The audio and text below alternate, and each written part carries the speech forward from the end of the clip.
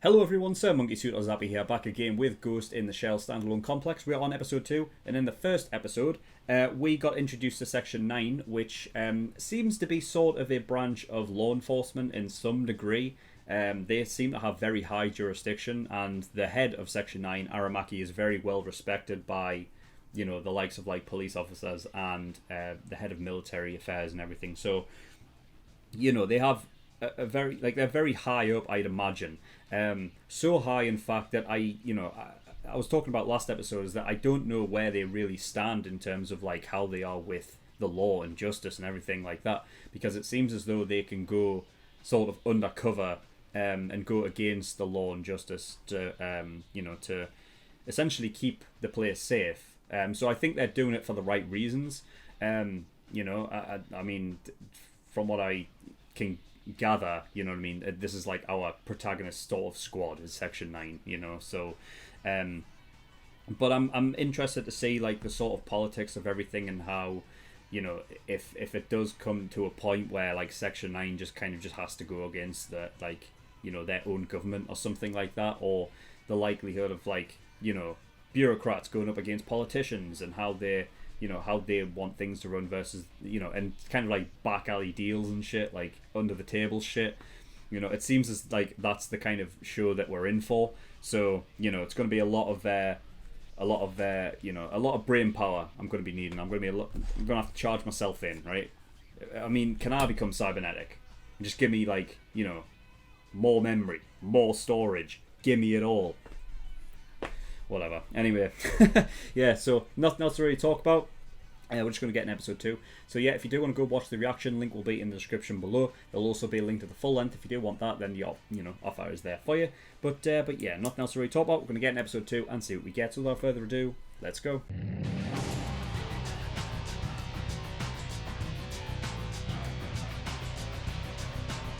Okay, episode 2. Very cool, very cool. I was expecting at some point during this episode there would be a link to a bigger organisation, that there would be a crossover between episode 1 and this one, because I feel like episode 1 kind of set the... I talked about it in the post-discussion for episode 1, that I felt like there was some overarching thing going on here, and it still may, and this is just like the sort of,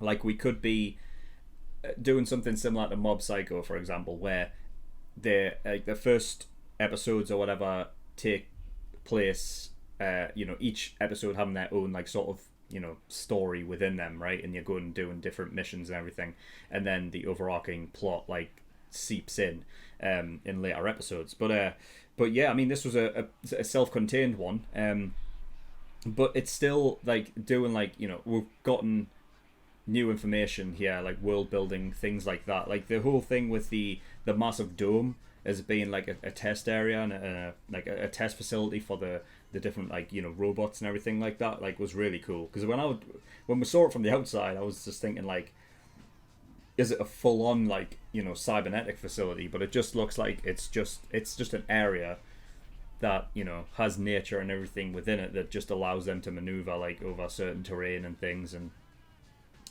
how it works. But yeah, so it was based, this episode was based around a guy called Takeshi Cargo, who seemingly, well, he didn't seemingly, he had a fragile body, which it's very interesting that thing was brought up, because not too long ago, a couple of weeks back, I was watching a Demon Slayer episode, and there was a sickly kid in that, and I asked about how it seems as though in anime there's a lot of like times when there is just a sickly kid, a fragile kid, and somebody did come up and say like basically said it as it's got something to do with like how the essentially the impact after World War II and everything, and the like the Hiroshima bomb and everything like that, and how it's like sort of affected society like in many families, and now that is sort of like being written into stories as like a way as like this is how like how our bodies have reacted to since that time kind of thing. So you do get like sickly kids and stuff. So yeah, it was interesting that was like brought up at this time. It's definitely a coincidence. But yeah, so he was a fragile and sickly kid, and they were under a religion that was totally against the whole idea of cybernetics. Now, whether that is a religion that we have in our own world, I don't know. Or if it's specific, like a different religion that somehow cybernetics are involved, I don't know. I feel like it's possibly, because I feel like, in the first episode, they clearly put up on the screen AD 2030, right? So, first of all, like, there's two things with that. First of all, it's 2030, so it's not that far in the future. Second of all, is that it said AD, right? Which is, what is it? It's like Allo Domini or something. Or if you want to be like a child, and to see it that way, that it's after death, right? So basically, from before Christ and after Christ almost, right? But that doesn't necessarily mean that the religion that they were talking about was Christianity. I mean, I doubt it. I think it's more likely a religion based sort of because there are Japanese people that are Christians, but they're more like over there. It's more Buddhism and Shinto, and they had a shrine there, which I think they just do for loved ones. Though I'm not really sure if it's a religion based thing of the shrine, and it may just be like a case of just it's like in memoriam kind of thing, like just a remembrance sort of shrine. But anyway, so he grew up fragile and whatnot, and with the possibility of prosthetics and cybernetics and whatnot, that he could have just it would have been fine. Which I mean, that's something that I haven't really dug into before. But like the idea of cybernetics and all of that kind of stuff could just fit like God. I mean, they went into that in Psycho-Pass where it was a thing of because they're now in the sort of system or whatever, we don't have our physical bodies as like a mortal cage, and now now we can just live for as long as we want kind of thing. And it's I mean, it's true. Like if we ever lived in a world like this, like it would be kind of free of disease.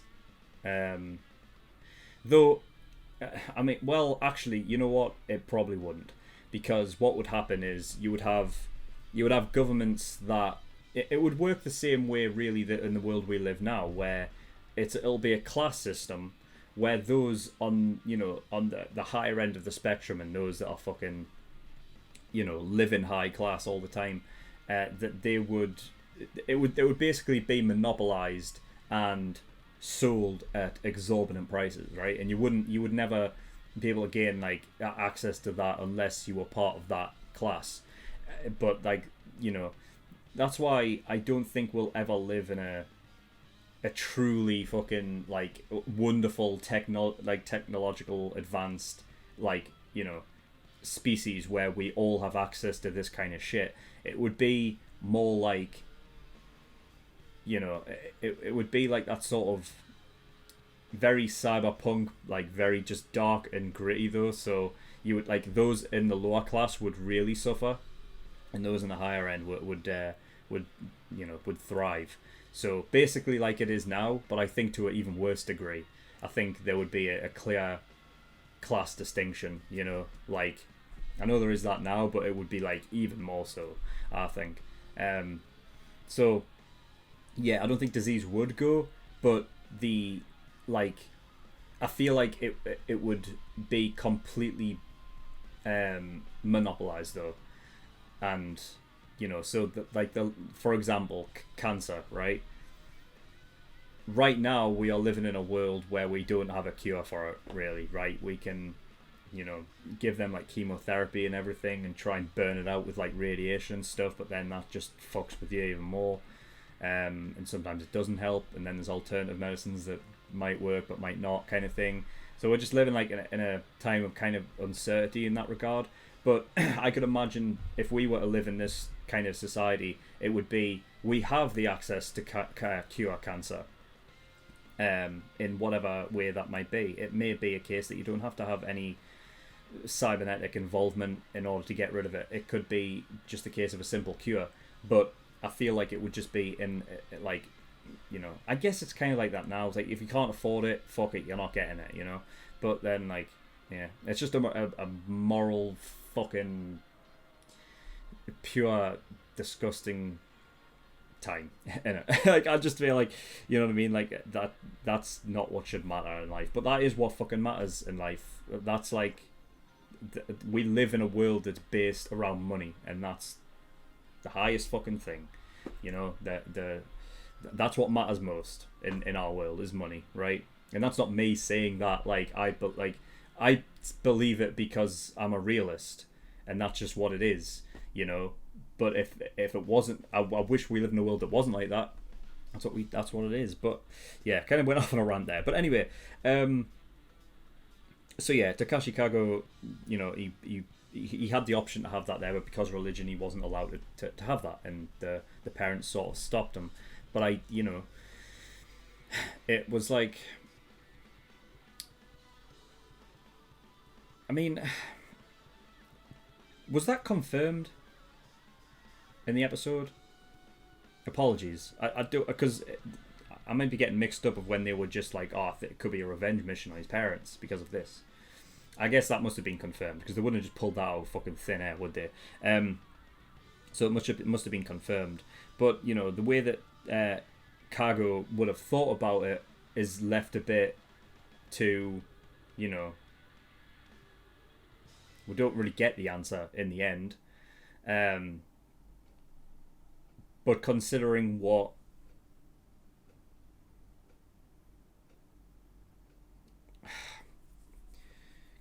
she saw in the end, I thought that she plugged herself in, right? Because there was, like, something had to be done. And I was thinking, like, holy shit, did she just fucking take on, like, his fucking, like, his brain, essentially? But no, she must have, like output, from herself to fry it. But in doing so, because they were connected for that short period of time, she was able to fucking see that, Now, I mean, is that a case? That's the thing. Is like, I guess what they were talking about is that we don't know what intention he had there at the end with that, right? Now, it could have been the fucking guy was going to open fire and kill them, or it could have been, like I said, in the reaction, a hand reaching out, like, look at what this is what I did, kind of thing. And it could have been out of love or not. It seemed that the way that she was talking about it was that it was more, it wasn't like hatred or revenge or anything like that. But what it could have been was, if it wasn't a hand reaching out to, like, it could have been like a thing of, look at me, this is what I did. I'm not going to kill you for it, but like, I did this to spite you, almost. So it wasn't a case of revenge, more so than it was just like, I did this to spite you, kind of thing, and now you can live with that. I don't know. It could be any one of those things, but I don't think we're going to get an answer to it. So I don't know. Give me your thoughts about that in the description in the comments, because I would like to know what you took away from that, because I don't think there is a clear-cut answer as to what was going on there, not unless it's called back upon in a future episode. And if that is the case, don't mention it, because that'll be a spoiler. If they do mention it again, obviously I'll get round to it when I watch the episode. But yeah, if not, just let me know what's going on, what you think about the whole thing and what he actually meant by that. I don't know if I could, like, go back through and, like, frame by frame and watch it.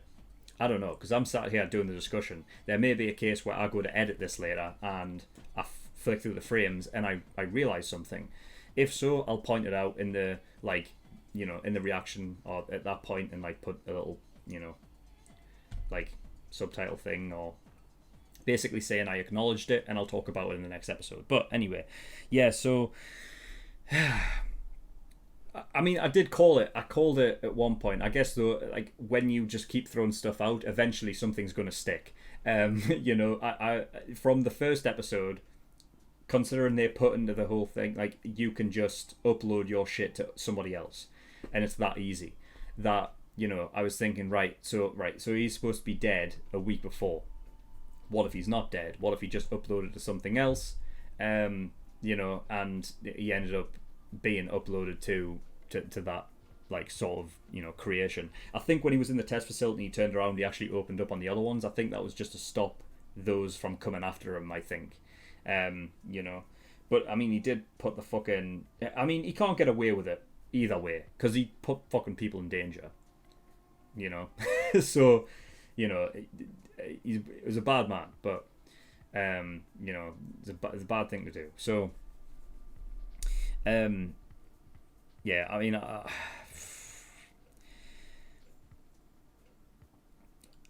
also on the road there was when they came up when Section 9 came up in the what they call tachikomas, which I love, by the way. They're the greatest. I love them.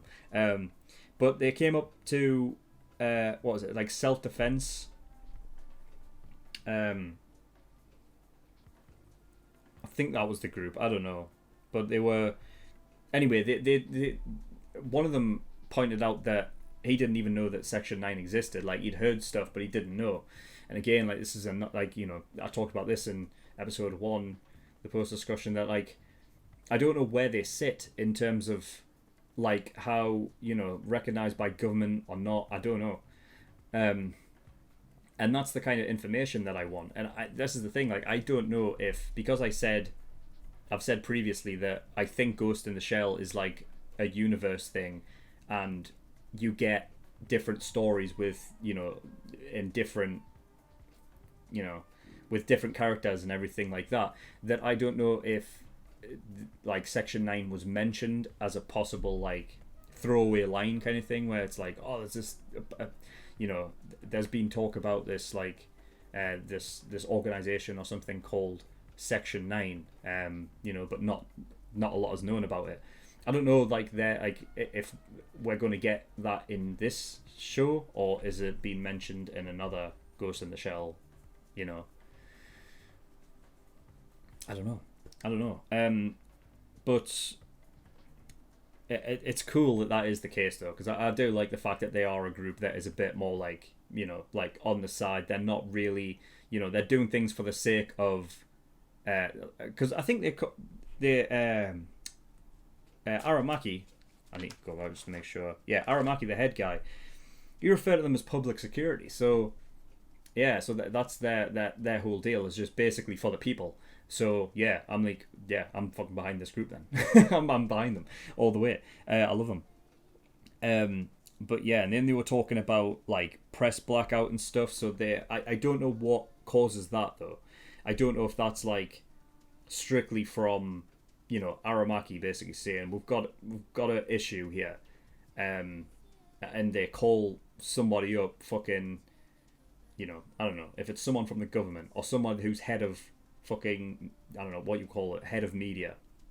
I don't know, like, they put them on blackout, or they send someone in to fucking shut down their all of their electronics and everything, so that they get no information about what the fuck's going on. Because I mean, that's the thing, is like, because the press blackout worked for a lot of different people there. It worked for the Ken Bishi Industries, right? That their robot was basically about to, like, cause some bad fucking, it was going to be bad mojo for them anyway, like, that wasn't going to go down well if that had been covered on the fucking, the news and everything. So it worked for them, but it also worked for Section 9 as well, because I keep wanting to say Section 8, isn't that like a movie or something? Just confusing. Anyway, so Section 9, yeah, it worked out for them as well, because I'm thinking, if that one guy who's like, I didn't even know Section 9 was actually real, like, then clearly that is, I think, like, that's a big thing. I think, like, it's, I think most people, the majority of, civilians, everything like that, society, don't know that Section 9 exists. So they do things under the radar, So yeah, that's definitely interesting. I want to know where they sit on the spectrum of like, who do they work for? Do they get any, like, who calls them in, or do they just work strictly from their own accord? I don't know. That's what I want to know. But yeah, because they definitely have some connection with the police. The police know about them, at least the ones that win the first episode, and they took the one guy from the police, right, Tagusa, so they can't just go in and get him. I don't know. Maybe it's only certain people of the police that know, like certain, like ranks of police officers and everything. Maybe, but I don't know. Because you wouldn't just send normal police officers into that group meeting that was in episode 1, would you? You wouldn't just send normal police officers in there. There would be, like, ranked high officers. So, well, yeah, I don't know. We'll see. But yeah, I love those Tachikoma things, man. Like, that was actually told. They talked about that in the beginning, which I didn't notice in the real time. But obviously, I went back through a bit and skimmed through and seen what I missed. And that they are actually all the same. It's not like they all have individual, like, they don't have individuality in a way. But but Bato loves them and treats them like they do. He loves and cares for them, which I really like. But I love that. I love like their little just interactions and the way that they just like see everything. They're like a bunch of kids. It's they're great, and they can be used as transport, which is fantastic. But yeah, and also there's nothing like. Well, there is something. They aren't that too dissimilar from the what they call the do they call it a multipled or a multipod? I don't know, because in that little like sort of green with text that comes up, that little screen, it referred to them as a multipod, but in the subtitles it says multipled. So I don't know, but anyway, they don't seem that different to the big one, the white one. They are like almost scorpion like in the way that they look. But yeah, I mean the Tachikomas are way more maneuverable. The way that they can just they can jump about, they can roll in any direction, they can lift up some legs and dodge things. But yeah, and then I mean the one that got like really shot down, I think that one's all right. I think so. It said it was all right, but then it did that thing where like when a robot's shutting down, when it's mid talking, it's like, you know what I mean? Like, but because they pointed out the fact that they are all the same, like they're all made with the same specs and everything like that. I guess their personality are all the same, but because they all talk to each other and everything, it's like they are all individual, but all their personalities are all the same, that if one does like break down and everything like that, it's fine. It's not like we're losing a character, right? The only way that would happen, I feel like, is if something happens to Section 9 headquarters or whatever, and it gets blown up, and all of the data regarding the Tachikomas like goes up in smoke. I fucking hope that doesn't happen. Please don't be getting rid of these guys. Are the best. But yeah, so I think that one that got shot up is alright. He's fine. You know what I mean? They don't have, like, I was going to say they don't have feelings. That's horrible. They don't have. Can't think of the fucking word. Damn it! I hate it when this happens. They can't feel pain, right? So it's fine. They're fine. They can get shot up and everything like that, and they'll say, we're fine, and then it's fine. They'll come back. We'll see them again, because they're kind of just all there anyway in their own. There's a lot of them, and more can be made. So it's all good. It's like they never left. But yeah, so the multipod or multiplayer or whatever, the big white tank, the one cargo was purely linked to satellite. which basically threw off Saito's attacks, because that was also linked to Satellite as well, just with his gun being attached to him. Or was it actually more in line with his eye? If his eye's linked obviously to Satellite, which is, I mean, that's what the visual was, because that tank was as well, that it just, it was able to dodge. Now, I don't know, is that specifically Cargo dodging that, or what? Like, it is like a kind of thing, like, if they haven't transferred themselves into a body, it's hard to imagine them as a person, thinking as a person in a tank, in a tank form. So, I guess, because then, like, what is the...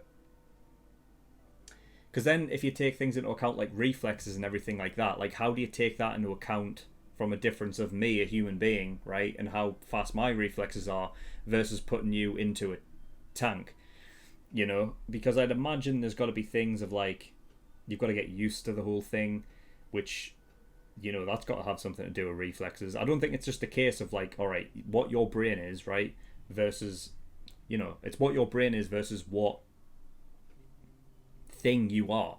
Like, if you're a human being, right, like, your reflexes are tied to your brain, how much, like, training you've done with the thing. And as we are aware, he wasn't in that tank long, but he was able to dodge that shit. So I don't know if it was personally him that was dodging it, or it was tied to the tank somehow. But who knows? Yeah. So they also talk about, as well as the Kusanagi. It is Kusanagi, isn't it? Yeah.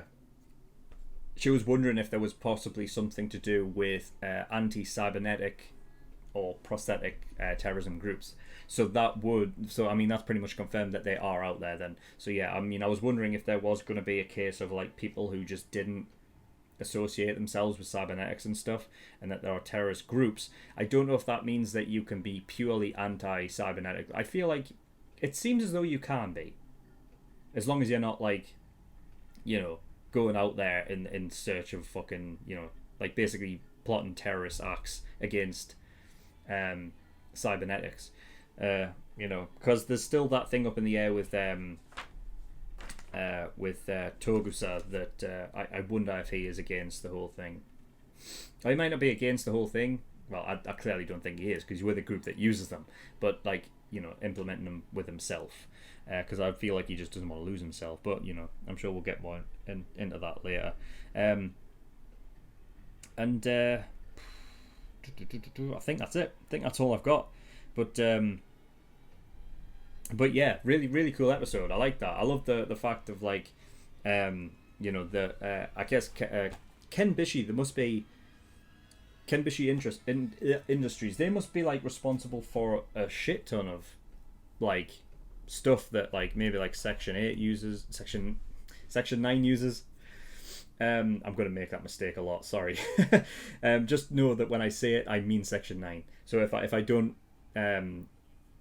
correct myself, that, they seem to be responsible, because there were the Tachikomas were talking about, like, their chip comes from, like, there anyway, that city, that, so yeah, I mean, I love the big anti-multiplayer weapon. It was basically like a massive glue gun. It basically just stopped it maneuvering around. That was really, really funny, really cool. So yeah, I'm interested to know about other stuff. Like, I love world building in these shows, so I'm interested to see if there's any other, like, industries that are either competing with doing the same kind of stuff and whatever, and maybe trying to, like, like, underhandedly take the opposition out, kind of thing. Like, like I said in the first episode, I feel like this show is all about politics and stuff, so all of those, like, underhanded deals and things, I feel like could be a very big possibility. But yeah, we'll just have to wait and see. But that's all I've got for episode 2, so thank you everyone for watching. If you want to gain access and watch episode 3 and 4 right now, you can do by heading over to my Patreon, and you can become an early access to our patron, and that'll give you access to episode 3 and 4 right now, and 2 episodes a week early. So you don't have to to wait. But yeah, there's also full-length tier there as well if you do want to watch these in full and not just the 10-minute version. There's a lot of information in these, so it's going to be hard. I know that these are going to be hard to edit. I know they are. But yeah, there's also tiers there where you can pay to have a show reacted to as well. So if you want me to react to a show, go have a look at those tiers and see what they offer. And there's also a link to the Discord as well if you want to get over there, then you can do. But that was all I got, so thank you for watching. I'll see you all next time. Bye bye.